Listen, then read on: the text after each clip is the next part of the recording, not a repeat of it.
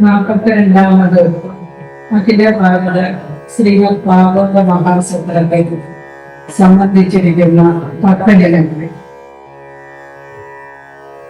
ഈ സത്രവേദിയിൽ ചെലവഴിക്കുന്ന ഓരോ നിമിഷവും ഭഗവത് സന്നിധിയിൽ ഇരിക്കുന്നത് പോലെയാണ് നമ്മളെല്ലാവരും ഇരിക്കുന്നത്. ഭാഗവതം കയ്യിലെടുക്കുമ്പോൾ തന്നെ ഭഗവാൻ നമ്മളോടൊപ്പം വന്നു ചേരുമെന്നാണ് പറയുന്നത്. കലികാലത്തിൽ നാമജപങ്ങൾക്കാണ് ഏറ്റവും പ്രാധാന്യം. അതെല്ലാവർക്കും അറിയാവുന്നതാണ്. കലികാല മഹിമയെപ്പറ്റി ഭാഗവതത്തിൽ തുഞ്ചത്തെഴുത്തച്ഛൻ ശുദ്ധ മലയാളത്തിൽ എഴുതി വച്ചിട്ടുണ്ട്. ഇതൊന്നും ഒരു കഥയല്ല. കലികാലത്തിൽ എന്തൊക്കെയാണ് സംഭവിക്കാൻ പോകുന്നതെന്ന് ഇന്ന് പേപ്പറുകളിലെല്ലാം നമ്മൾ വായിക്കുന്നത് എത്രയോ വർഷങ്ങൾക്ക് മുമ്പ് വേദവ്യാസൻ രചിച്ചതാണെങ്കിലും ശ്രീമദ് നാരായണൻ്റെ ഭഗവാന്റെ മുമ്പിൽ ആദ്യമായിട്ട് അവതരിപ്പിച്ചത് ഭാഗവതം ബ്രഹ്മദേവനാണ്. ബ്രഹ്മദേവൻ്റെ മകനായ നാരദ മഹർഷിയാണ് വേദവ്യാസന് പറഞ്ഞു കൊടുത്തത്. വേദവ്യാസൻ അത് ഭാഗവതമായിട്ട് എഴുതി വെച്ചു. നമ്മളെല്ലാം കഥാരൂപേണ ഓരോ കാര്യങ്ങൾ അറിയുന്നു എന്ന് മാത്രമേ ഉള്ളൂ. ഇതെല്ലാം നടന്ന സംഭവങ്ങളാണ്. വർഷങ്ങൾക്ക് മുമ്പ് ഞാൻ വ്യാസഗുഹ പോയി കാണുകയുണ്ടായി. മഹാഭാരതം രചിച്ച ആ ഗുഹ എന്താണെന്ന് വെച്ചാൽ, ഭാഗവതം എഴുതാനായിട്ട് ഏറ്റവും നല്ല ആളാരാണെന്ന് തിരക്കിയപ്പോൾ ഗണപതി തന്നെയാണ്. ഗണപതി ഭഗവാന്റെ അടുക്കൽ ചെന്നപ്പോൾ ഗണപതി ഭഗവാൻ പറഞ്ഞു, ഞാൻ പറയാം, എഴുതാം, പറഞ്ഞുകൊണ്ടേ ഇരിക്കണം, അപ്പം ഞാൻ എഴുതി തരും, എഴുതിയ എനിക്ക് നിർത്താൻ പറ്റുകയില്ല. അപ്പോഴത്തേക്ക് വ്യാസമഹർഷി പറഞ്ഞു, ഞാൻ പറഞ്ഞുകൊണ്ടിരിക്കുന്നതിൻ്റെ അർത്ഥം മനസ്സിലായതിന് ശേഷമേ എഴുതാവുള്ളൂ. അങ്ങനെ ഒരു ചെറിയൊരു ഇടവേളയ്ക്ക് ശേഷം അതിങ്ങനെ പറഞ്ഞു കൊടുത്തു എഴുതിക്കൊണ്ടിരുന്നു. അത് കഥയിൽ നമ്മൾ വായിച്ചതാണെങ്കിലും ആ സ്ഥലങ്ങളെല്ലാം നേരിട്ട് പോകാനും അവിടെയൊക്കെ കാണാനും ഒക്കെയുള്ള ഒരു സൗഭാഗ്യം എനിക്ക് ലഭിച്ചു. നമ്മുടെ പുരാണങ്ങളിൽ പറയുന്ന കഥകൾ, ഉപനിഷത്തുകളൊക്കെ നമുക്ക് വായിക്കാൻ അറിയാൻ പാടില്ല. അതിൽ ഉള്ള തത്വങ്ങളൊന്നും നമുക്ക് അറിഞ്ഞുകൂടാ. അപ്പം സാധാരണപ്പെട്ട ആളുകൾക്ക് മനസ്സിലാകാൻ വേണ്ടി ഋഷീശ്വരന്മാർ പുരാണങ്ങൾ എഴുതി. അത് കഥാരൂപത്തിലായി പോയി എന്നുള്ള, അന്നേരം അതൊക്കെ മിത്താണെന്നാണ് പറയുന്നത്. അല്ല. ഈ കലികാലത്തിൽ ഈ നാമജപം നമ്മൾ ഭഗവത് സന്നിധിയിൽ വന്നിരുന്നു കൊണ്ട് ഭഗവാന്റെ 10 അവതാരങ്ങളെ പറ്റിയാണ് വിശദീകരിക്കുന്നത്. ഓരോന്നും പറയുമ്പോൾ അതിൽ ഏറ്റവും പ്രാധാന്യം കൊടുത്തിരിക്കുന്നത് ശ്രീകൃഷ്ണൻ്റെ ലീലകളാണ്. അതിനകത്ത് വേറെ പുരാണങ്ങളൊന്നും കൊടുക്കുന്നില്ല, ഉപകഥകളൊന്നും കൊടുക്കാതാണ് മഹാഭാഗവതം എഴുതിയിരിക്കുന്നത്. ഇത് ഈ സത്രവേദിയിൽ വരുമ്പോൾ ശരിക്കും പറഞ്ഞാൽ ഒരു യാഗഭൂമിയാണ്. ഇതിൻ്റെ നന്മ മനസ്സിലായെങ്കിൽ മാത്രമേ ആളുകൾ, ഭക്തജനങ്ങൾ ഇവിടേക്ക് വരികയുള്ളൂ. ഇതിനകത്ത് പറയുന്നത്, ഭാഗവതത്തിൽ പറയുന്നത്, പരീക്ഷിത്ത് മഹാരാജാവിന് കലി ബാധിച്ചതാണ്. നല്ലൊരു രാജാവായിരുന്നു. മഹാഭാരത യുദ്ധമൊക്കെ കഴിഞ്ഞു. ശ്രീകൃഷ്ണ ഭഗവാന്റെ സഹോദരിയുടെ പുത്രനായ അഭിമന്യുവിൻ്റെ ഉത്തരയുടെ മകനായ പരീക്ഷിത്ത് മഹാരാജ് ഗർഭത്തിൽ തന്നെ കിടന്ന് മരിച്ചു പോകേണ്ട ആളാണ്. ഭഗവാന്റെ കൃപാകടാക്ഷത്താൽ പരീക്ഷണത്തിൽ കൂടെ ജയിച്ചു വന്നുകൊണ്ട് പരീക്ഷിത്ത് മഹാരാജാവെന്ന് കിട്ടി. അദ്ദേഹം ഇതുപോലെ നല്ല ഒരു മനുഷ്യനില്ല, രാജാവില്ല.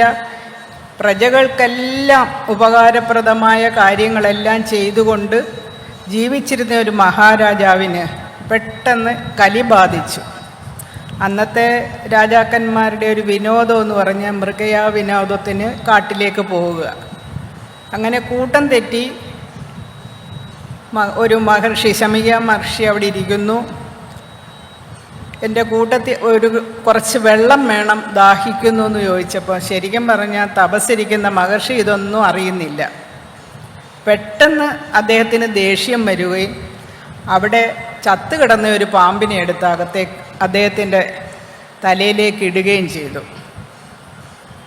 ഇതറിഞ്ഞ് അദ്ദേഹത്തിൻ്റെ മകൻ ശൃംഗി ശപിക്കുകയാണ്, എൻ്റെ അച്ഛൻ്റെ കഴുത്തിൽ കൊണ്ടുവന്നിട്ട ഈ പാമ്പ് ആരാണോ ഇട്ടത് അവൻ 7 ദിവസത്തിനകം തക്ഷകം കടിച്ചു മരിക്കട്ടെ എന്ന്. ഉടൻ തന്നെ മഹർഷി ഈ ശാപവൃത്താന്തം പെട്ടെന്ന് അറിയുകയും ശിഷ്യനെ പറഞ്ഞ് പരീക്ഷിത്ത് മഹാരാജാവിൻ്റെ അടുക്ക പറയുകയാണ്. അപ്പോഴാണ് അദ്ദേഹത്തിൻ്റെ മറുപടി കേൾക്കുമ്പോഴാണ് നമുക്ക് മനസ്സിലാകുന്നത്, മരിക്കാൻ പോവുകയാണ്. നമ്മളൊക്കെ ആണെങ്കിൽ ഭയപ്പെട്ടു പോവും മരണമെന്ന് പറയുമ്പോൾ. പരീക്ഷിത്ത് മഹാരാജാവ് പറയുകയാണ്, എൻ്റെ 66-67 വയസ്സേ ഉള്ളപ്പോൾ, ജനിച്ചപ്പോൾ തന്നെ മരിക്കേണ്ട കുട്ടിയായിരുന്നു. ഇത്രയും നാൾ ഞാൻ രാജാവായി വാണു. ഇനി എൻ്റെ മരണം നിശ്ചയിച്ചെങ്കിലും 7 ദിവസം ഉണ്ടല്ലോ, ഞാൻ എന്തെങ്കിലും തെറ്റൊക്കെ ചെയ്തിട്ടുണ്ടെങ്കിൽ എനിക്കതിനുള്ള പരിഹാരമൊക്കെ ചെയ്യാൻ സാധിക്കുമല്ലോ എന്നാണ് അദ്ദേഹം പറഞ്ഞത്. അപ്പോൾ നമ്മൾ മനസ്സിലാക്കേണ്ടത്, നമ്മുടെ എല്ലാം ജീവിതത്തിൽ ഒന്ന് ജനിച്ചാൽ നമുക്ക് മരണമുണ്ട്. ആ കാലസർപ്പം നമ്മുടെ എല്ലാം പുറകെ ഇങ്ങനെ എഴഞ്ഞുകൊണ്ടിരിക്കുകയാണ്. എപ്പോഴാണോ നമ്മളെ വിളിക്കുന്നത് അപ്പോൾ നമ്മൾ പോയേ പറ്റുള്ളൂ. അപ്പോൾ ഒരു നിമിഷം കൊണ്ട് നമുക്ക് ഈ നിമിഷം നിങ്ങളുടെ മുമ്പിൽ എനിക്ക് ഭഗവാൻ വിചാരിക്കുകയാണ് ഇപ്പം മരിച്ചേക്ക് എന്ന് പറഞ്ഞാൽ ഞാൻ വീണ് മരിക്കും. എനിക്ക് അതിനകത്തൊന്നും ഒരു ഭയവുമില്ല. നമ്മളങ്ങനെ ഭഗവാനെ തന്നെ പ്രാർത്ഥിച്ച് ഭഗവാനെ മനസ്സിൽ ഇരിക്കുന്നവർക്ക് മരണഭയം ഉണ്ടാകുകയില്ല. അപ്പോഴെല്ലാവരും നമ്മുടെ ഋഷീശ്വരന്മാരെല്ലാം നമ്മളോട് പറഞ്ഞു തരുന്നത്, കലികാലത്തിൽ ഏറ്റവും പ്രാധാന്യം നമ്മൾ നാമജപമാണ്. അപ്പോൾ ഒരാൾ മാത്രം ഇരുന്നു കൊണ്ടല്ല ജപിക്കേണ്ടത്, കൂട്ടമായിട്ടിരുന്ന് ജപിച്ചു കഴിഞ്ഞാൽ അതിൻ്റെ ഫലം ഇരട്ടിയാണ്. ഇതെല്ലാം നമ്മളെല്ലാവരും നല്ല നെഗറ്റീവായിട്ട് നമ്മൾ ചിന്തിക്കും, പോസിറ്റീവായിട്ട് ചിന്തിക്കും. അപ്പോഴൊക്കെ നമ്മൾ മനസ്സിലാക്കേണ്ട ഒരു കാര്യം, നമ്മുടെ ഉള്ളിൽ ജാതി മത വ്യത്യാസമില്ലാതെ കക്ഷി രാഷ്ട്രീയ ഭേദമന്യേ എല്ലാവരുടെയും ഉള്ളിലും നിറഞ്ഞിരിക്കുന്നത് ഭഗവാന്റെ അംശമാണ്. ആ അംശം നമ്മൾ മരിക്കുമ്പോൾ അങ്ങ് ഭഗവാനിലേക്ക് ചെന്ന് ചേരുകയാണ്. നമ്മുടെ എല്ലാവരുടെയും പ്രാർത്ഥന അതാണ്, അല്ലേ? മരിക്കുമ്പോൾ ഭഗവാനിൽ ചെന്ന് ചേരുക. ആ മോക്ഷത്തിന് വേണ്ടിയാണ് നമ്മൾ ജീവിക്കുന്നത്. മനുഷ്യനായിട്ടൊരു ജന്മം കിട്ടുക എന്ന് പറഞ്ഞാൽ അതിൽ പരം ഒരു ഭാഗ്യം നമുക്കില്ല. അപ്പോൾ ഭഗവാനിൽ സ്വയം അർപ്പിച്ചുകൊണ്ട്, ഭഗവാനെ പ്രാർത്ഥിച്ചുകൊണ്ട്, ഏതു നേരവും പ്രാർത്ഥിക്കണമെന്നല്ല ഞാൻ പറയുന്നത്, നമ്മുടെ കടമകളെല്ലാം നിർവഹിച്ചുകൊണ്ട് ആ ഭഗവാനെ തന്നെ ശരണം പ്രാപിക്കുക. ഇപ്പം നമുക്കൊക്കെ ഒന്ന് അമ്പലത്തിൽ പോയി ഭഗവാന്റെ ഒരു വിഗ്രഹം കണ്ട് പ്രാർത്ഥിച്ചാലേ നമ്മുടെ മനസ്സിലേക്ക് ആ ഭക്തി വരികയുള്ളൂ. ഋഷീശ്വരന്മാർ അവരെവിടെ ഇരിക്കുന്നോ അവിടെ ഇരുന്ന് ഭഗവാനെ വിളിക്കാൻ അവർക്കറിയാം. അതുപോലുള്ള ഒരു തലത്തിലേക്ക് നമുക്ക് വരണമെന്നുണ്ടെങ്കിൽ എല്ലാ ജീവിതത്തിലുള്ള എല്ലാ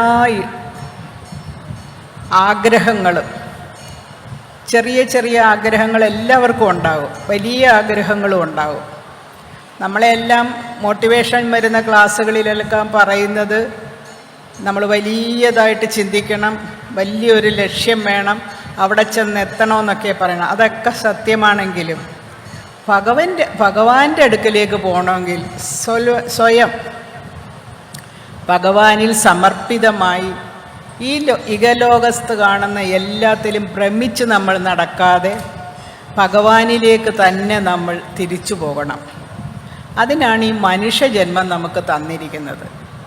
അപ്പോൾ പരീക്ഷിത്ത് മഹാരാജാവിന് 7 ദിവസം കൊണ്ട് തക്ഷകൻ വന്ന് കൊത്തി മരിക്കുമെന്ന് പറയുമ്പോൾ ഇതിനൊരു പരിഹാരം എന്താണ് ചെയ്യേണ്ടതെന്നാണ് അന്ന് ഋഷിമാരെല്ലാം കൂടെ അവിടെ കൂടിയിരിക്കുന്ന രാജ്യസഭയിലുള്ളവരെല്ലാം തിരിക്കുമ്പോഴാണ് ശുഗമഹർഷി അവിടെ വരുന്നത്. ശുഗമഹർഷി എന്ന് പറഞ്ഞാൽ വ്യാസമഹർഷിയുടെ പുത്രനാണ്. ആദ്യമായിട്ട് ഒരു രാജാവിൻ്റെ മുമ്പിലേക്ക് ഇത് അവതരിപ്പിച്ചു കൊടുത്തത് ശുഗമഹർഷിയാണ്. ഈ കഥകൾ മുഴുവനും ഭഗവത് കഥകളാണ് കേൾക്കുന്നത്, 7 ദിവസവും ഇരുന്നു കൊണ്ട് ചെയ്യുന്നത്. അപ്പം മനുഷ്യരായ അദ്ദേഹത്തിൻ്റെ മന്ത്രിസഭയിലുള്ളവരെല്ലാവരും കൂടെ കടലിൻ്റെ നടുക്ക് ഒരു തൂണുണ്ടാക്കിയിട്ട് അതിൻ്റെ മുകളിൽ എന്താണെന്ന് വെച്ചാൽ തക്ഷകൻ എതിലേ വരുവും നമുക്കവിടെ വെച്ച് പിടികൂടാമെന്നുള്ള ഒരു വിചാരത്തിൽ വലിയ ഉയരത്തിലിരുത്തിക്കൊണ്ടാണ് അദ്ദേഹത്തിന് പ്രാർത്ഥനയും ഇതുപോലെ സത്രത്തിൻ്റെ വേദി പോലെ തന്നെ നിന്ന് എല്ലാ മഹർഷിമാരും കൂടിക്കൊണ്ട് അവിടെ മൃത്യുഞ്ജയഹവനവും അതിനോടൊപ്പം തന്നെ ഈ ഭാഗവത സപ്താഹവും ആദ്യമായിട്ട് നടക്കുന്നത് അവിടെയാണ്. 7 ദിവസം. പിന്നെ നമ്മുടെ മലയാളത്തിൽ നമുക്ക് തുഞ്ചത്തെഴുത്തച്ഛൻ ഭാഗവതം നമുക്ക് മലയാളത്തിൽ എഴുതി തന്നു. നമ്മളതെല്ലാം എല്ലാ വീടുകളിലും ഭാഗവതം വായിക്കും. അതുകൂടാതെ ഇതുപോലുള്ള സജ്ജനങ്ങൾ കൂടുന്ന സ്ഥലങ്ങളിൽ അത് ആളുകളെ വായിച്ച് കേൾപ്പിക്കുകയും അതിൻ്റെ അർത്ഥങ്ങൾ പറഞ്ഞു തരികയും ഒക്കെ ചെയ്യുമായിരുന്നു. എനിക്ക് നിങ്ങളോട് പറയാനുള്ളത്, ഇപ്പം ഞാൻ നേരത്തെ പറഞ്ഞു, എപ്പോൾ വേണേലും നമ്മൾ പടഞ്ഞു വീണ് മരിക്കാം, അസുഖം വന്നും മരിക്കാം. ഇത് വയസ്സായവർ മാത്രം കേൾക്കേണ്ട കഥകളൊന്നുമല്ല. നമ്മുടെ പുരാണങ്ങളിൽ എഴുതിയിരിക്കുന്ന നമ്മുടെ ജീവിതവുമായിട്ട് എങ്ങനെയാണത് കോർത്ത് പഠിക്കേണ്ടതെന്നുള്ളത് നമ്മുടെ കുഞ്ഞുങ്ങളെ നമ്മൾ പഠിപ്പിച്ചു കൊടുക്കണം. ഒരുപാട് നല്ല നല്ല കഥകളുണ്ട്. കഥാരൂപേണ പറയുമ്പോഴാണ് ഇപ്പം മാത്സ് തന്നെ പഠിക്കാൻ പ്രയാസമുള്ള കുട്ടികളെ ഈസി മാത്സ് പഠിപ്പിക്കും. ഓരോ ഇക്വേഷൻസും അവരുടെ മനസ്സിലിരിക്കാനായിട്ട് എങ്ങനെയൊക്കെ സൂത്രവാക്യങ്ങളുണ്ടോ അങ്ങനെയൊക്കെ പഠിപ്പിക്കുമെന്ന് പറഞ്ഞ പോലെ ആധ്യാത്മ തലത്തിലേക്ക് കുഞ്ഞുങ്ങളെ ഉയർത്തിക്കൊണ്ടുവരാൻ അവരെ വിളിച്ചിരുത്തി, ഇപ്പോൾ വെക്കേഷനാണ്, ഈ സമയത്ത് നമ്മളിതെല്ലാം പറഞ്ഞു കൊടുക്കണം. ശ്രീകൃഷ്ണലീല, അതുപോലെ 10 അവതാരങ്ങൾ, അവതാര ഉദ്ദേശങ്ങൾ എന്തെല്ലാമായിരുന്നു എന്നും മനസ്സിലാക്കണം. നമ്മളോട് പറഞ്ഞിരിക്കുന്നത് 10 അവതാരം കഴിഞ്ഞ് അവസാനം വരുന്നത് കൽക്കി അവതാരമാണ്. എപ്പോഴൊക്കെ ധർമ്മത്തിന് ച്യുതി വരുന്നോ അപ്പോഴൊക്കെ നാം ഇവിടെ അവതരിക്കുമെന്നാണ് ഭഗവത്ഗീതയിൽ ഭഗവാൻ നമ്മളോട് പറഞ്ഞത്. ഇതെല്ലാം നമ്മൾ ഓരോരുത്തരും നമ്മുടെ അടുത്ത തലമുറയിലേക്ക് പകർന്നു കൊടുത്തെങ്കിൽ മാത്രമേ ഭാരതത്തിൻ്റെ സനാതന ധർമ്മം നിലനിൽക്കത്തുള്ളൂ. ഇപ്പം നമ്മൾ പാശ്ചാത്യ നാടുകളിലേക്ക് നമ്മുടെ കുഞ്ഞുങ്ങളൊക്കെ പഠിക്കാൻ പോകുന്നുണ്ട്. എന്ത് കാണണമെങ്കിലും നമുക്ക് അവിടെ ചെന്ന് പഠിക്കണമെന്നായിരുന്നു പണ്ട് പറയുന്നത്. ഇപ്പോൾ അവിടെയുള്ളവർ ശരിക്കും പറഞ്ഞാൽ മഹാഭാരതം ആദ്യം പഠിക്കുന്നത് അവർ ഭഗവത്ഗീതയാണ്. ഭഗവത്ഗീത ഓരോന്നും സായിപ്പും മദാമയൊക്കെ ഇരുന്ന് ചൊല്ലുന്ന കേട്ടാൽ നമുക്ക് നേരെ ചൊല്ലാൻ നമുക്ക് അറിഞ്ഞുകൂടാ. അവരിത്രയുള്ള കുഞ്ഞുങ്ങളെ തൊട്ട് അത് പഠിപ്പിക്കുന്ന അതിൻ്റെ അർത്ഥവും മനസ്സിലാക്കിക്കുന്നു. അപ്പം അവരുടെ ഉള്ളിൽ ധർമ്മം, ആ ധർമ്മം ഉണ്ടാക്കിയെടുത്തെങ്കിൽ മാത്രമേ, ധർമ്മച്യുതി ഇല്ലാതെ ഈ ലോകം നിന്നെങ്കിൽ മാത്രമേ അതിനൊരു നിലനിൽപ്പുള്ളൂ. ഭാരതത്തിൻ്റെ നിലനിൽപ്പെന്ന് പറയുന്നത് ആ ധർമ്മത്തിൽ അധിഷ്ഠിതമായിട്ടാണ്. അതുപോലെ തന്നെ ഒരു നമ്മുടെ ബേസ് എന്ന് പറയുന്നത് എല്ലാവരെയും ഒന്നായി കാണുക. നമ്മളിൽ നിന്നും വ്യത്യസ്തരല്ല നമ്മുടെ മുമ്പിലിരിക്കുന്നവരെന്നുള്ള, അതാണ് ഞാൻ നേരത്തെ പറഞ്ഞത്. എല്ലാവരുടെയും ഉള്ളിൽ നിറഞ്ഞിരിക്കുന്നത് ഭഗവാന്റെ അംശമാണ്. മരിക്കുമ്പോൾ നമ്മളെല്ലാം ശവമാകുന്നു. നമ്മുടെ ഉള്ളിലിരിക്കുന്ന ശിവമാണ് ഭഗവാന്റെ അടുക്കലേക്ക് പോകുന്നത്. ഇത് നമ്മൾ മനസ്സിലാക്കി കഴിഞ്ഞാൽ ജാതിയുടെയോ മതത്തിൻ്റെയോ ഈ ലോകത്ത് നടക്കുന്ന ഒരു പ്രശ്നങ്ങൾക്കും കാര്യമില്ല. എല്ലാത്തിനും പരിഹാരം ഈ ഭാരതീയ ദർശനമാണ്. ഇത് ഞാനിപ്പോൾ പറയുമ്പോൾ പറയും, ഓ ചേച്ചി RSSലെങ്ങാണ്ട് ചേർന്നിട്ടുണ്ട്, അല്ലെങ്കിൽ BJPയിലെങ്ങാണ്ടാണ്. എല്ലാം നമ്മളിപ്പോൾ വായിക്കുന്നു 100 വർഷമായിട്ടുള്ളൂ RSS ഉണ്ടായിട്ട്. BJP ഉണ്ടായിട്ട് അത്രയും ആയിട്ടില്ല. 5000 വർഷങ്ങൾക്ക് മുമ്പുള്ള ദർശനമാണ് നമ്മുടെ ഭാരതീയ സംസ്കാരം. ഏത് ലോകത്ത് ചെന്നാലും നമ്മുടെ ദർശനം പഠിക്കാനായിട്ട് ഇപ്പം നാം ഇവിടെ ഇരിക്കുന്ന ആര് പറഞ്ഞാലും ആർക്കും വിശ്വാസം വരികയില്ല. അതേ സമയത്ത് കോട്ടിട്ട് ഒരു സായിപ്പോ മദാമയോ വന്ന് ഇപ്പം ഇങ്ങോട്ട് പറഞ്ഞാൽ നിങ്ങൾ വിശ്വസിക്കും. അപ്പോൾ അത് പറയാനായിട്ടും കീറ്റ്സ് എന്ന് പറയുന്ന ഒരു വലിയൊരു കവി ഉണ്ടായിരുന്നു, ഇംഗ്ലീഷ്. അദ്ദേഹം പറഞ്ഞത് എന്താണ്? ഭാരതത്തിൻ്റെ ധർമ്മം, അതുപോലെ ആളുകളോടുള്ള ദയ, സ്നേഹം, ഇതെല്ലാം അദ്ദേഹം പറഞ്ഞത് എവിടാണ്? നമ്മുടെ ഉപനിഷത്ത് വാക്യങ്ങൾ എടുത്തുകൊണ്ടാണ് അദ്ദേഹം ആ കവിത എഴുതിയിരിക്കുന്നത്. അത് വായിച്ചു കഴിഞ്ഞപ്പോഴാണ് ഇതെവിടെയാണ് ഈ ദർശനമുള്ളതെന്ന് കണ്ടുപിടിക്കണമല്ലോ എന്ന് പറഞ്ഞപ്പോഴാണ് ഇത് ഭാരതത്തിലെ, നിങ്ങൾ കിഴക്കോട്ട് നോക്കൂ, അവിടെയുണ്ട് ഇതെല്ലാം. നമ്മളിതെന്താ പഠിക്കാൻ പോകുന്നത്? പാശ്ചാത്യ നാട്ടിലുണ്ട്, അവിടോട്ട് നോക്കൂ, അവിടെ പോയി പഠിക്കൂ എന്ന് പറയും. അപ്പം നമ്മുടെ കുടുംബം എങ്ങനെയാണ് നമ്മൾ കൊണ്ടുപോകുന്നതെന്ന് അവർ നോക്കി പഠിക്കുകയായിരുന്നു. ഇപ്പം ശരിക്കും പറഞ്ഞാൽ നമ്മൾ തന്നെ നാണം കെട്ടുകൊണ്ടിരിക്കുകയാണ്. കുടുംബം എന്ന് പറയുന്നത് ഇപ്പോൾ ഭാരതത്തിലുണ്ടോ? വളരെ ചുരുക്കമായി. ചെറുപ്പക്കാർക്കൊന്നും വിവാഹം വേണ്ട. എന്തിയേ കാര്യം? സഹനശക്തിയില്ല, ഭാര്യാഭർത്തൃ ബന്ധമില്ല. ഇതെല്ലാം ഒന്നിച്ചു കൂടുമ്പോഴാണ് ഇമ്പം ഉണ്ടാകുന്ന ഒരു കുടുംബം. അവിടെ അങ്ങോട്ടും ഇങ്ങോട്ടും വഴക്കുണ്ടാകും, സ്നേഹം ഉണ്ടാകും. ഇതെല്ലാം നമ്മൾ ഒന്നിച്ചു കൊണ്ട് വേണം പോകാൻ. നമ്മൾ ഏറ്റവും മാതൃകയായിട്ട് ശ്രീനാരായണ ഗുരു കാണിക്കുന്നത് ശിവകുടുംബത്തെയാണ്. എങ്ങനെയാണ്? ശിവൻ, പാർവതി, മുരുകൻ, ഗണപതി, 4 പേരുടെയും വാഹനം തമ്മി ചേരത്തില്ല. അച്ഛൻ്റെ കഴുത്തിൽ കിടക്കുന്നതാണെങ്കിൽ പാമ്പ്, മകനൊരു മയിലിനെയും കൊണ്ടുപോകുന്നു, വേറൊരു മകനാണെങ്കിൽ എന്താണ്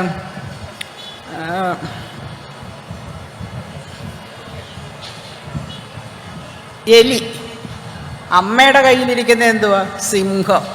ഇത് തമ്മി ചേരുവോ? ഇല്ല.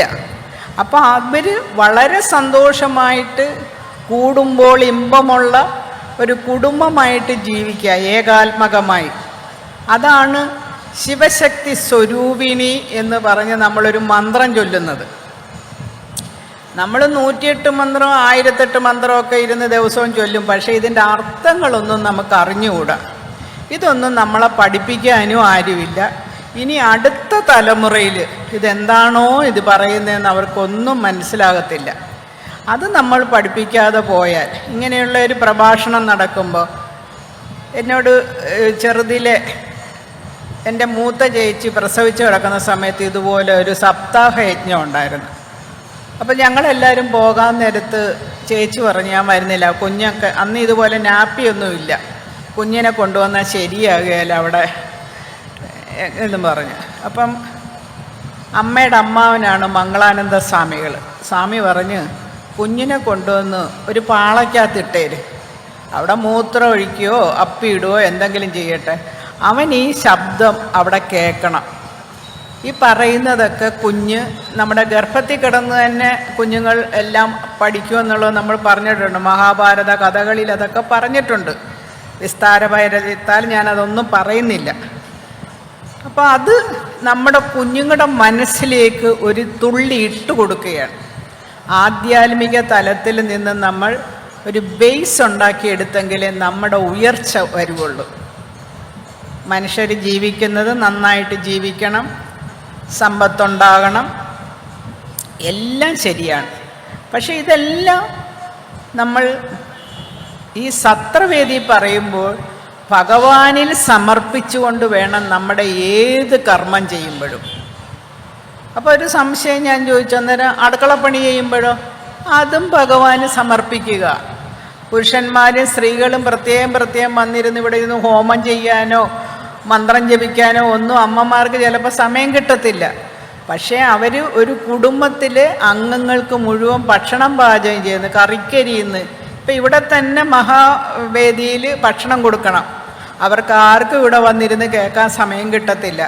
പക്ഷെ ചെയ്യുന്ന ഏത് പ്രവൃത്തിയും ഭഗവാനിൽ അർപ്പിച്ച് നമ്മൾ ചെയ്തു കഴിഞ്ഞാൽ ഭഗവാന്റെ എല്ലാ അനുഗ്രഹവും നമ്മളിലേക്ക് വരും. അത് നമുക്ക് വേറെ ഒന്നും നമ്മൾ ചെയ്യേണ്ട കാര്യമില്ല.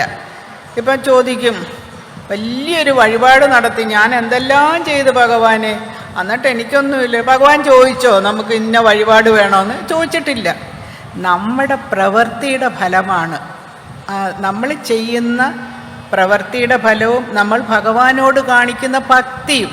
കള്ളത്തരമാണോ എന്നുള്ളത് ഭഗവാന് വളരെ വേഗം മനസ്സിലാക്കാൻ സാധിക്കും. അർപ്പണ മനോഭാവത്തോടുകൂടി ഭഗവാനിലേക്ക് തന്നെ നമ്മൾ പോയിക്കഴിഞ്ഞാൽ നമ്മുടെ ജീവിതത്തിൽ എല്ലാവർക്കും സുഖവും ദുഃഖവും എല്ലാം ഉണ്ടാകും. അല്ലാതെ സുഖം മാത്രം തരണേ എന്ന് പറഞ്ഞാൽ തരികയില്ല. ഇപ്പോൾ ഒരു ആൾ എന്നോട് പറഞ്ഞ് ദുഃഖം തരണേ എന്ന് പ്രാർത്ഥിക്കണം. ഞാൻ ചോദിച്ചു, അതെന്താ അങ്ങനെ പറയുന്നത്? അപ്പം നമ്മൾ ഭഗവാനെ മറക്കത്തില്ലല്ലോ. ദുഃഖം വരുമ്പോൾ നമ്മൾ എപ്പോഴും ഭഗവാനെ, ഞാൻ പറഞ്ഞു ഏതായാലും എനിക്കത് വിഷമോ അങ്ങനെ പ്രാർത്ഥിക്കാൻ, ഭഗവാനിൽ അർപ്പിച്ച് ഞാൻ പ്രാർത്ഥിച്ചോളാം. സുഖം വന്നാലും ദുഃഖം വന്നാലും അത് കരകയറാനുള്ള വഴി ഭഗവാൻ പറഞ്ഞു തരും നമുക്ക്. ഇതാണ് നമുക്കൊരു നമ്മുടെ ഈ ജീവിതത്തിൽ ഏറ്റവും വലിയ ഒരു നന്മ വരുന്നത്. ഇന്ന് തന്നെ എനിക്കിവിടെ വന്നൊരു പ്രഭാഷണം നടത്താൻ സാധിച്ചത് എൻ്റെ ജീവിതത്തിലെ ഒരു വലിയ ഭാഗ്യമായിട്ട് ഞാൻ കണക്കാക്കുകയാണ്. ശ്രീരാമ നവമിയാണിന്ന്. ആ ശ്രീരാമൻ്റെ കഥകൾ, നമ്മുടെ ഭാരതം എങ്ങനെ ഭരിക്കണം, എങ്ങനെയായിരിക്കണം, രാമരാജ്യം വരണമെന്നാണ് നമ്മുടെ മഹാത്മാഗാന്ധി പോലും പറഞ്ഞത്.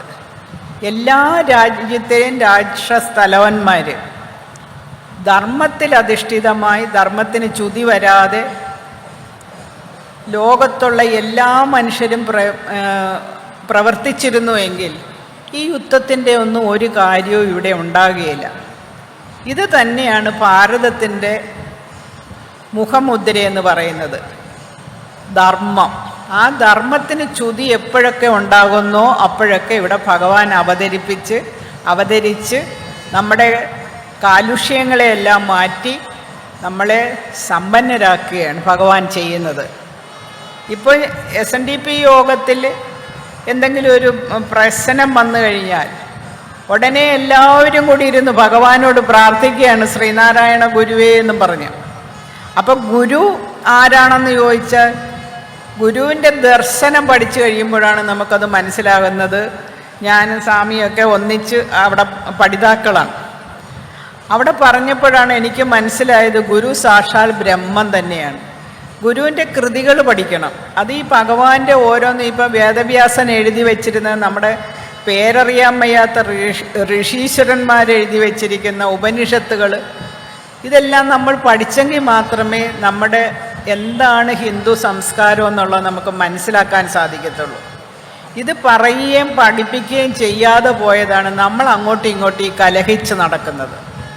ഇത് ഗുരു പറഞ്ഞിരിക്കുന്നത് ഓമെന്ന് തൊട്ടൊരു കോടി മന്ത്രപ്പൊരുൾ നാമെന്നറിഞ്ഞുകൊണ്ടാടുവാമ്പേന്നാണ്. അത് കുണ്ടലിനി പാട്ടിലാണ് പറഞ്ഞത്.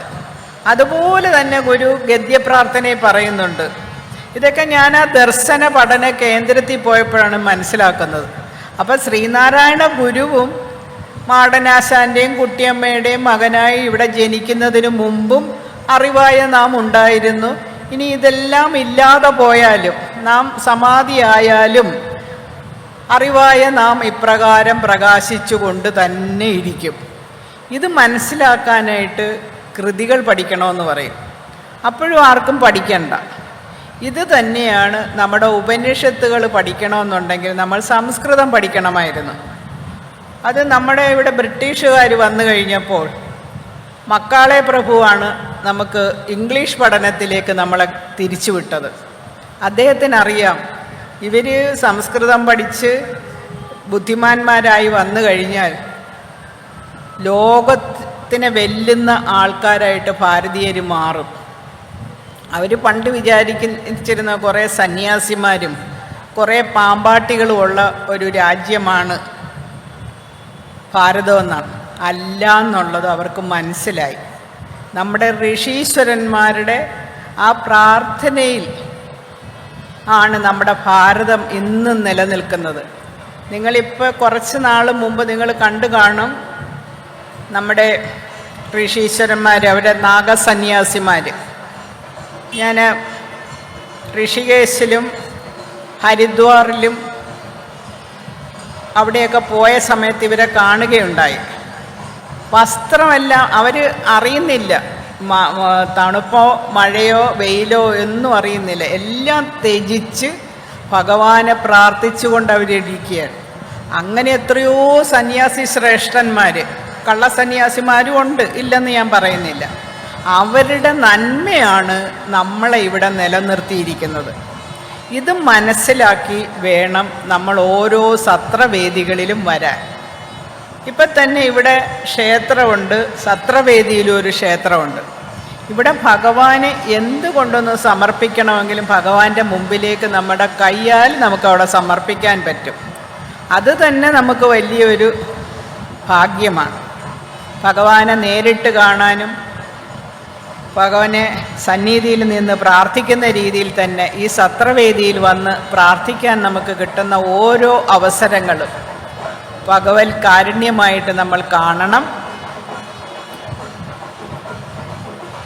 എല്ലാ സജ്ജനങ്ങളും ഇങ്ങനെ നടക്കുന്ന ഓരോ സത്രവേദികളിലും ആളുകളെ സംഘടിപ്പിച്ചു കൊണ്ടുവന്ന്, അത് ഏറ്റവും കൂടുതൽ വേണ്ടത് ചെറിയ കുട്ടികളെയാണ്.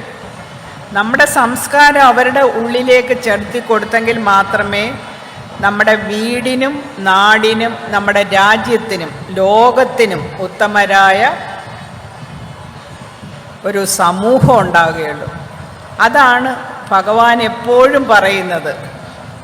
ഏത് രീതിയിൽ വളർന്ന കുഞ്ഞാണോ, നമ്മളെപ്പോഴും ചോദിക്കും, ഓരോ ഭാഗവത സപ്താഹമോ അല്ലെന്നുണ്ടെങ്കിൽ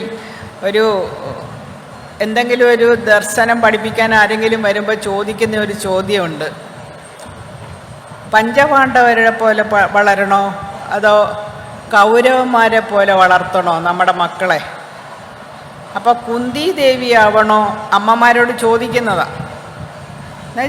ഓരോ രാജാവിൻ്റെ മക്കളായിട്ട് വളർന്നിട്ട് പോലും അവർ കാട്ടിൽ നടന്ന് അവരനുഭവിക്കാത്ത ദുഃഖങ്ങളൊന്നുമില്ല. പക്ഷേ അവർ സൽസ്വഭാവികളായ കുട്ടികളായിട്ടാണ് ആ 5 പേരും വളർന്നത്. മറ്റേ കുട്ടികളോ അച്ഛനും അമ്മയും കണ്ണടച്ചിരിക്കുകയാണ്. അവർ കാണിക്കുന്ന കുരുത്തക്കേടുകളൊന്നും അവർക്കറിയാൻ പാടില്ല.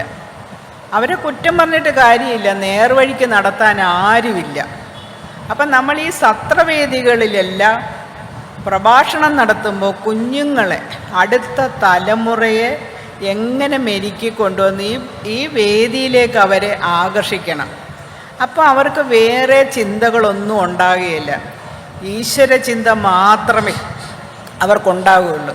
അത് കഴിഞ്ഞ് അവരുടെ ഓരോ അമ്മമാരുടെ തിരക്കാണേലും അച്ഛന്മാരുടെ തിരക്കാണേലും അതിൻ്റെ ഇടയിൽ മക്കളുടെ ഒരു ആധ്യാത്മിക കാര്യത്തിലൊരു ശ്രദ്ധ കൊടുത്തു കഴിഞ്ഞാൽ ആ കുഞ്ഞുങ്ങൾ ഒരിക്കലും വഴിതെറ്റിപ്പോവുകയില്ല. പല ഉദാഹരണങ്ങളും നമുക്കതിനകത്ത് പറയാനുണ്ട്. പുരാണങ്ങളിൽ ഒരുപാട് കഥകളുമുണ്ട്. ഇതെല്ലാം അവരെ പറഞ്ഞ് മനസ്സിലാക്കുമ്പോൾ നമ്മുടെ ഭാരതീയ സംസ്കാരം എന്താണെന്നും എങ്ങനെ വേണം നമ്മുടെ കുടുംബം കൊണ്ടുപോകേണ്ടതെന്നും അതൊക്കെ തന്നെയാണ് ഈ ഭാരതത്തിലെ ദർശനമെന്ന് പറയുന്നത്. നമ്മൾ ഓരോ മന്ത്രം ചൊല്ലുമ്പോഴും ആ മന്ത്രത്തിൻ്റെ അർത്ഥം മനസ്സിലാക്കണം. ഇപ്പം ഏറ്റവും കലികാലത്ത് നമ്മൾക്കിപ്പം എന്താണ്, കുണ്ടലിനി ശക്തി ഉണർത്തി സഹസ്രാര പത്മത്തിലേക്ക് വന്ന് നമുക്ക് ഈശ്വരനാകാൻ സാധിക്കും. അത് നമ്മളെക്കൊണ്ട് സാധിക്കുന്ന കാര്യമല്ല, സാധിക്കും മനുഷ്യനെ കൊണ്ട്. അതുപോലെ വളരെ സംയമനത്തോടു കൂടി ഇരുന്നെങ്കിൽ മാത്രമേ അത് നമുക്ക് നേടാൻ പറ്റത്തുള്ളൂ. പക്ഷേ ഈ കലികാലം എന്ന് പറയുന്ന ഈ കലികാലത്ത് ഏറ്റവും മോശം പിടിച്ച സമയമാണ്. പക്ഷേ ഭഗവാൻ നമുക്കൊരു കാരുണ്യമായിട്ട് തന്നിട്ടുണ്ട്. ഭഗവാനെ വിളിച്ചുകൊണ്ടിരിക്കുന്നവർക്കൊന്നും ഒരു കുഴപ്പവും വരികയില്ല. അതാണ് ഞാൻ നേരത്തെ പറഞ്ഞത്, ഭഗവാന്റെ നാമജപം ഒന്നുകൊണ്ട് നമുക്ക് എല്ലാ തെറ്റുകളിൽ നിന്നും വിമുക്തി നേടാൻ സാധിക്കും. ഭഗവാനെ, ഞങ്ങൾ ചെയ്ത തെറ്റുകളെല്ലാം ഞങ്ങളിൽ നിന്ന് മാറ്റി സൽസന്താനങ്ങളായി ഞങ്ങളെ മാറ്റണമേ മനുഷ്യനാണ്, മനുഷ്യന് തെറ്റും കുറ്റവും എല്ലാം വരാം. എല്ലാവരും ശുദ്ധരാകണമെന്നില്ല. നമ്മുടെ ഉള്ളിൽ നിറഞ്ഞിരിക്കുന്ന ആ ഭഗവാന്റെ അംശത്തെ ഏറ്റവും ശുദ്ധിയോട് കൂടി നമ്മൾ കൂട്ടത്തിൽ കൊണ്ടുവരാൻ നമ്മൾ പരിശ്രമിച്ചു കഴിഞ്ഞാൽ ഭഗവത് കാരുണ്യം നമുക്കെല്ലാവർക്കും നാൾക്ക് നാൾ വളരും എന്നുള്ള കാര്യത്തിൽ യാതൊരു സംശയവുമില്ല. പ്രഭാഷണം ശ്രവിക്കാനുള്ള ഒരു അന്തരീക്ഷമല്ല ഇപ്പോൾ ഇവിടെ ഉള്ളത്. ആഘോഷ തിമിർപ്പിലാണ് എല്ലാവരും. അതും ഭഗവാൻ ഇഷ്ടപ്പെട്ട ഒരു കാര്യം തന്നെയാണ്. അതും നമ്മൾ മാറ്റിവെക്കാൻ പാടില്ലാത്തതാണ്.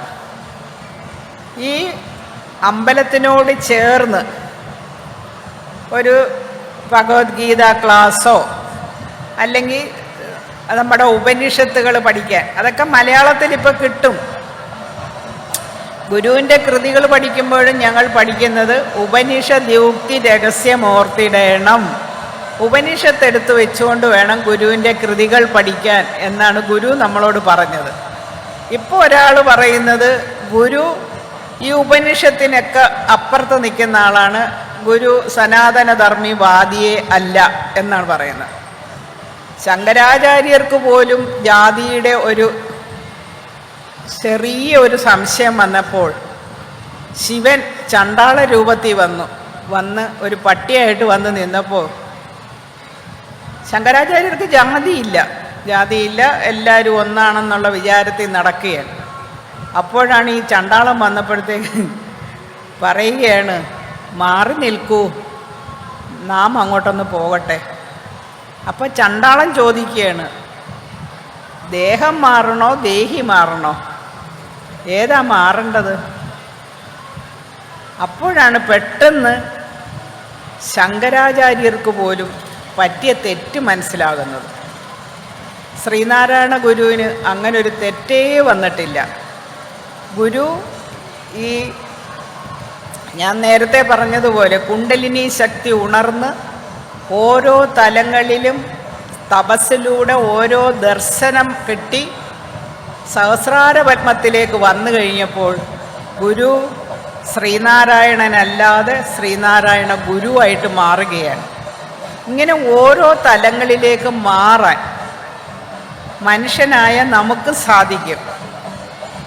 എല്ലാ ദർശനവും പറയുന്നത് മനുഷ്യനായിട്ട് ജനിച്ചു കഴിഞ്ഞാൽ നമുക്ക് ദൈവമാകാം. നമ്മുടെ ഉള്ളിൽ ഒരു ചെറിയ ദൈവത്തിൻ്റെ അംശം ഇരിപ്പുണ്ട്. ആ അംശത്തിനെ പരിപോഷിപ്പിച്ച് ദൈവികതയിലേക്ക് നമ്മൾ ഉയർത്തുന്നോ അന്ന് നമുക്ക് ദൈവമായിട്ട് മാറാം.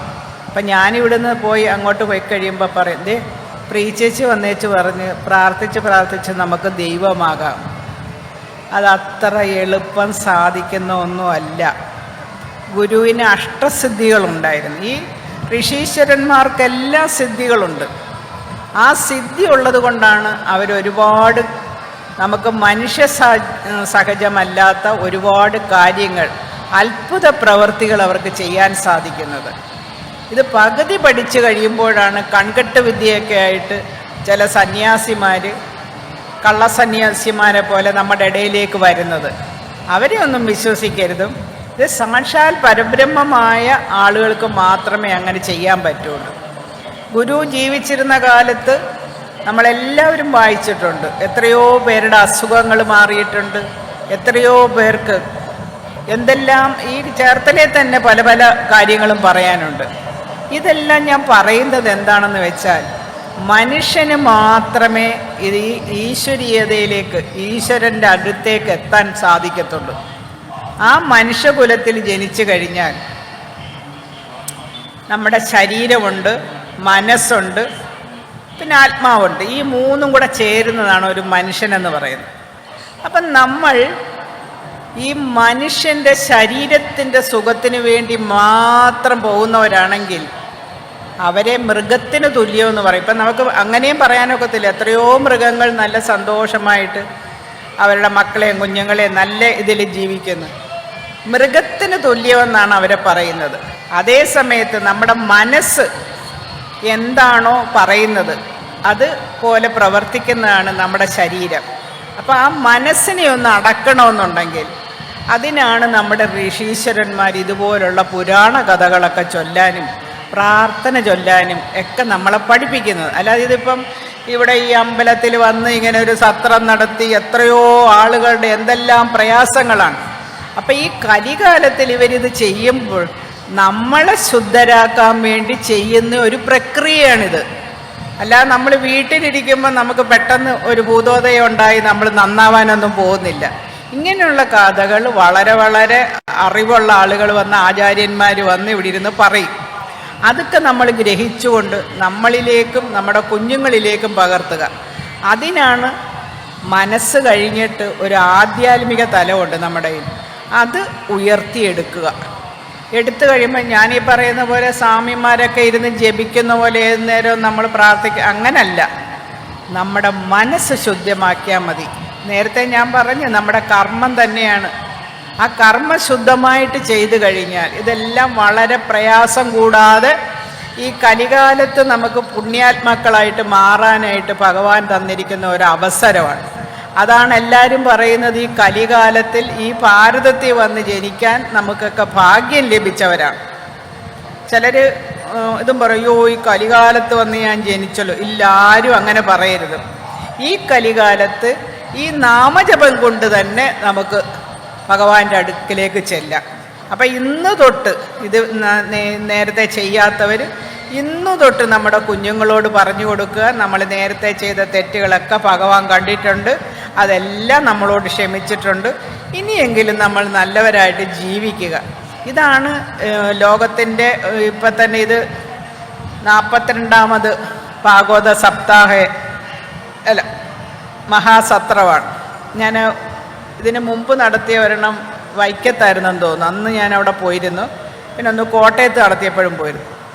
ഓരോ പ്രാവശ്യവും ഇതൊക്കെ ആദ്യമൊക്കെ കേൾക്കാനായിട്ടൊക്കെ ആൾ കുറവായിരുന്നു. പക്ഷേ ഇതിൻ്റെ മാഹാത്മ്യം മനസ്സിലാക്കി കഴിഞ്ഞപ്പോൾ ആദ്യമേ എല്ലാവർക്കും തോന്നുന്നു ഈ സത്രം നടത്തുന്നവർക്കൊക്കെ ഏതാണ്ട് വലിയ പ്രയോജനം ഉണ്ടായിട്ട്. അവർക്കൊരു പ്രയോജനവും ഇല്ല. അവർക്ക് ഈ ഇതെല്ലാം സംഘടിപ്പിക്കാനുള്ള ടെൻഷനും ഇതെല്ലാം നമുക്ക് സുഖപ്രദമാണ്. നമുക്ക് സുഖം വേണമല്ലോ. ആ സുഖമായിട്ട് ഭക്ഷണം കഴിക്കണം, എന്തെല്ലാം വേണോ അതെല്ലാം ഇവിടെ ഇണക്കിയിരിക്കണം. ഇതില്ലെങ്കിൽ നമ്മളെല്ലാം കുറ്റം പറയും. ഇതിൻ്റെ ഭാഗഭാക്കാകാൻ നമുക്ക് സാധിക്കുക എന്ന് പറഞ്ഞാൽ ഈ മണ്ണിലോട്ടൊന്ന് വന്ന് കാല് കുത്തുക എന്ന് പറഞ്ഞാൽ തന്നെ വലിയ ഭാഗ്യമാണ്. ഇതാണ് നമ്മൾ മനസ്സിലാക്കേണ്ടത്. ഈ ഓരോ സത്രവേദികളിലും ചെന്ന് നിന്നുകൊണ്ട് അവിടെ നടക്കുന്ന ഓരോ പ്രഭാഷണം എൻ്റെയൊന്നുമല്ല, മഹാന്മാരായ ആളുകളെ വിളിച്ചു വരുത്തി ഭാഗവത സപ്താഹ നടക്കുന്ന വേദികളിലും ആചാര്യന്മാർ പറയുന്ന കഥകളെല്ലാം നമ്മൾ കേട്ട് അത് നമ്മുടെ ജീവിതത്തിലേക്ക് പകർത്താൻ നമുക്ക് സാധിച്ചാൽ നമ്മുടെ ജീവിതം ജന്മമായിട്ട് മാറുകയാണ്. അപ്പം മനുഷ്യനായിട്ട് ജനിക്കണമെന്നുണ്ടെങ്കിൽ കലികാലത്ത് ഭാരതത്തിൽ വന്ന് ജനിക്കണം. ഇവിടെ ജനിക്കുന്നവർക്കെല്ലാം ഭഗവത് സന്നിധിയിലേക്ക് പോകാൻ എളുപ്പമാർഗമാണ് ഭഗവാൻ പറഞ്ഞു തന്നിരിക്കുന്നത്. നാമജപം ഭഗവാനെ സ്മരിക്കുക. ഇതല്ലാതെ വേറെ ഒന്നുമില്ല. ഇത് മാത്രമേ നമുക്ക് കരണീയമായിട്ടുള്ളൂ. വലിയ സമ്പത്തുണ്ടെന്ന് പറഞ്ഞിട്ട് കാര്യമില്ല, വലിയ ഡിഗ്രി ഉണ്ടെന്ന് പറഞ്ഞിട്ട് കാര്യമില്ല, വലിയ ഒന്നും വേണ്ട. സാധാരണക്കാരിൽ പാമരനായ ഒരാളാണെങ്കിൽ പോലും പ്രാർത്ഥിച്ചാൽ ഭഗവാൻ ആ വിളി കേൾക്കും. അല്ലാതെ വലിയ ഇവിടെ വഴിപാട് നടത്തണമെന്നൊന്നും ഭഗവാൻ ഒരു ആഗ്രഹവുമില്ല. നമ്മളതെല്ലാം വഴിപാട് നടത്തണ്ടെന്നല്ല ഞാൻ പറയുന്നത്. ഭഗവാൻ നമ്മുടെ ഹൃദയത്തിനോട് ചേർന്ന് ഭഗവാനെ വെക്കാൻ ഈ ഭാഗവത ഇവിടെ നടക്കുന്ന സമയത്ത് ഭാഗവതം എന്ന് പറയുന്ന ആ ബുക്ക് എടുത്തൊന്ന് കൈ വെച്ചാൽ ഭഗവാനും ഭാഗവതവും ഒന്നു തന്നെ എന്നുള്ളൊരു വിശ്വാസത്തിൽ വളരെ ബഹുമാന പുരസരവേ ആ ഭാഗവതത്തിലൊന്ന് തൊടാനൊക്കത്തുള്ളൂ. അപ്പം ഈ നിങ്ങൾ ഏറ്റവും അവസാനം ഭാഗവതം വായിച്ച് കിളിപ്പാട്ടൊക്കെ വായിച്ച് മലയാളത്തിലല്ലേ ഇവിടെ വായിക്കുന്നത്. അവസാനം നമ്മുടെ കലിയുഗ വർണ്ണനയുണ്ട്, അതും കൂടെ ഒന്ന് വായിക്കണം. വായിക്കുമ്പോഴാണ് ഞാൻ വിചാരിക്കും, ദൈവമേ ഇത് എന്താണ് ഈ കേൾക്കുന്നത്. ഇത് വായിക്കുമ്പോൾ ഓരോ പ്രാവശ്യം ദൈവം ഇതിനകത്ത് എഴുതി വെച്ചിട്ടുണ്ട്. ഞാൻ അതിനെപ്പറ്റിയൊന്നും പറയുന്നില്ല, അത് വളരെ മോശമായ കാര്യങ്ങളാണ്. നല്ല കാര്യങ്ങൾ മാത്രം നമ്മുടെ മനസ്സിലേക്ക് വരട്ടെ. അപ്പോൾ ആ കലികാലത്തിലുണ്ടാകുന്ന ഈ വേദനകളൊക്കെ മാറാൻ നമ്മളെല്ലാവരും കൂട്ടമായിട്ട് പ്രാർത്ഥിച്ചാൽ മതി. ഈ ലോകം നന്നായി വരും. നല്ല സത്യയുഗത്തിലേക്ക് പോകാനായിട്ട് ഓരോ യുഗങ്ങളിലും ഓരോരോ ഇത് പറഞ്ഞിട്ടുണ്ട് ഭഗവാൻ. കലികാലത്തിൽ നമുക്ക് ഏറ്റവും നാമജപത്തിലൂടെ ഭഗവാനിൽ എത്താനായിട്ടുള്ള ഒരു അവസരം ഇന്ന് ഇവിടെ സംജാതമായാൽ ഇവിടെ ഈ നാട്ടുകാരും ഇത് നടത്തുന്ന സത്രം നടത്തുന്ന ആളുകൾക്കും എല്ലാം ഭഗവാന്റെ എല്ലാ കൃപാകടാക്ഷവും ഉണ്ടാകട്ടെ എന്ന് പ്രാർത്ഥിച്ചുകൊണ്ട് നിർത്തുന്നു. നന്ദി, നമസ്കാരം.